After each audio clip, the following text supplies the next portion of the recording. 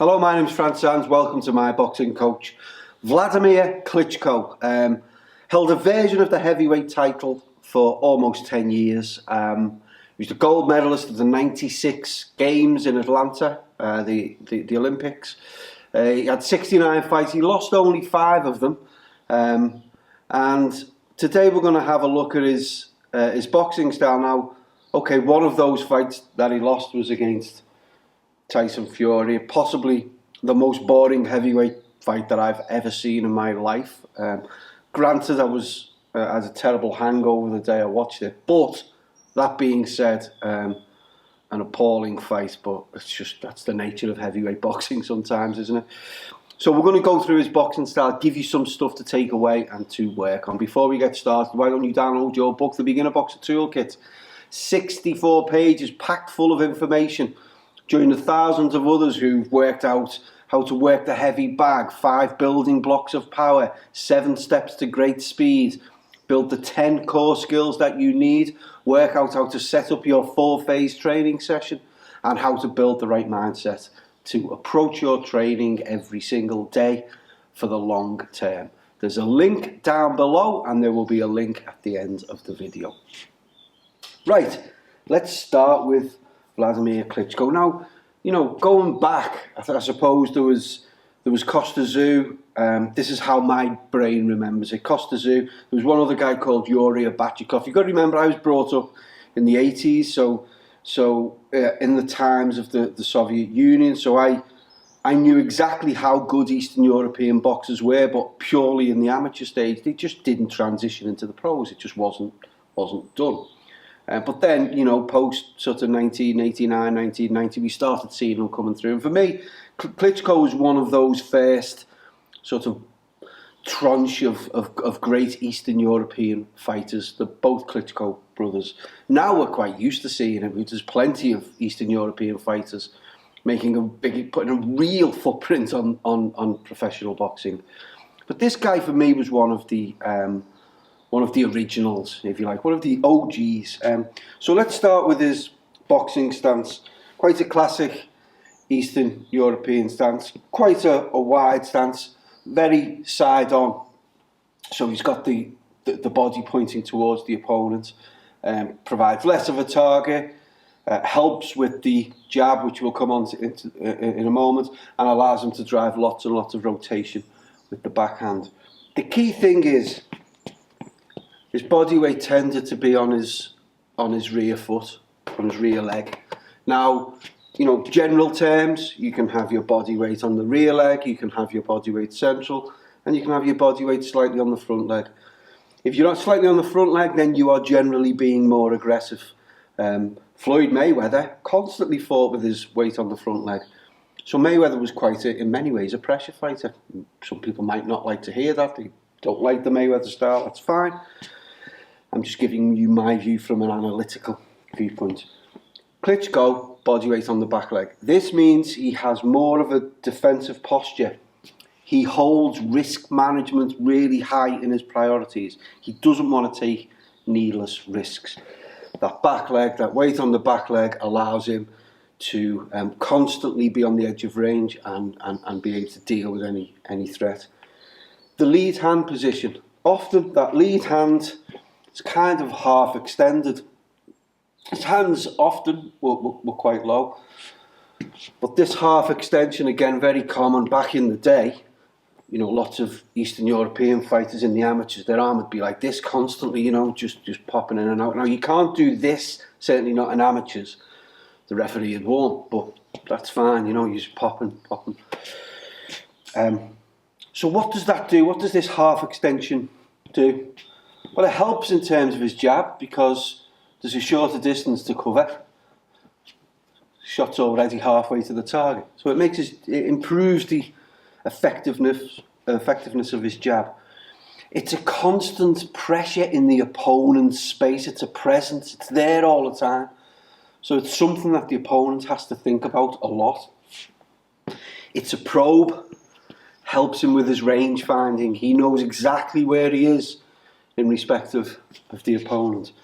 And it offers an advanced defensive position So that hand can be a blocker for any incoming orthodox right hands. Okay, so it's an advanced defence. Now, of course, there's a vulnerability. You've probably seen that. With your hands out here, a good left hook over the top can often cause problems, especially with these big guys. You know, you got to remember with the heavyweights, that's why people like the heavyweights, because it can, in one punch, the fight can be totally turned on its head. You know, there's been plenty of demonstrations of that over the years in the heavyweight ring. So what he does in terms of that vulnerability, he's constantly willing to push out. Okay, from there, as soon as he sees a threat, he'll just push out. Okay, he wants to maintain range. So this long range principle, he is a long range fighter. Jab, lay back, that's one of his key moves, and his brother was the same, jab, lay back, jab, lay back. He's lots of jabs, lots of feints, so he's triggering the opponent all the time. Okay, if you watch, for example, his bout against Hazim Rahman, you know, he must have been throwing a jab every 2 or 3 or 4 seconds across them first few rounds. It's just constant, and these are hard jabs, these are, you know, real head knockers. Pop the jab, do the layback, that deals with any counter punches coming back your way. And then you can fire back off that. One of the moves I really liked he used to do is one of my little favourites. Jab, layback, jab. It's something I get the boxers to do here. Because when you do a layback, you throw a jab, normally you want to come back with a right hand. It lends itself really well to that little combination. 1, 2, 3. 1, 2, 3. 1, 2, 3. So jab, shot comes back, power backhand. But he'd often go 1, 2, 3. 1, 2, 3. 3 skills. Jab, lay back, jab. And the reason I get boxers to do that is because it puts a little constraint on them. They naturally want to fire that backhand. So get them to do the jab, lay back, jab. Enhances control. And he had an excellent backhand. Fantastic rotation. Make full use of his height. Really good at long range. We mentioned before risk management. He doesn't want to be at close range. It's not his game. It's not what he's in the ring for. So when he gets up close, he just ties them up. And again, we might not like that. But so what? He's there to win fights. And he'll do you at long range, constant bang, bang, bang. As soon as you get up close where you might be able to do some damage, he'll just grab you in, bring his size and his weight to bear. Now when the opponent's tired, only then does he start, to me anyway, increasing the willingness to take risks.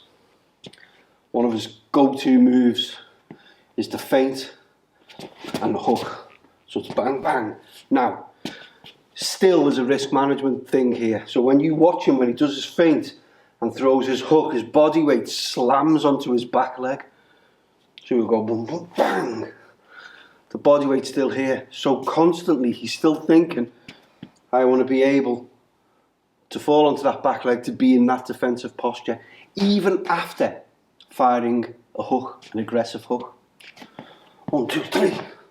Yeah, he wants that body weight on the rear leg. He always errs on the side of caution. Always wants that ability to disengage, get it back to long range, and get that jab working again. So it's really sort of difficult for opponents. That's his thing. Break their will at long range, tire them out, and then start lifting and taking some of those risks. Very quick analysis. Wladimir Klitschko.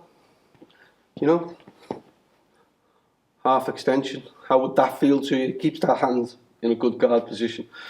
But the important thing is this weight distribution. Weight on the rear leg, weight central, or weight on the front leg. Get comfortable with all 3 of them.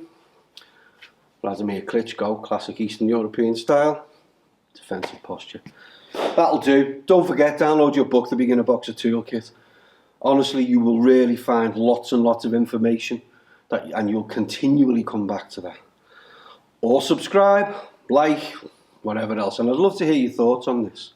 And indeed any other fighters you would like a short analysis of. Okay, my name is Fran Sands and this is my boxing coach.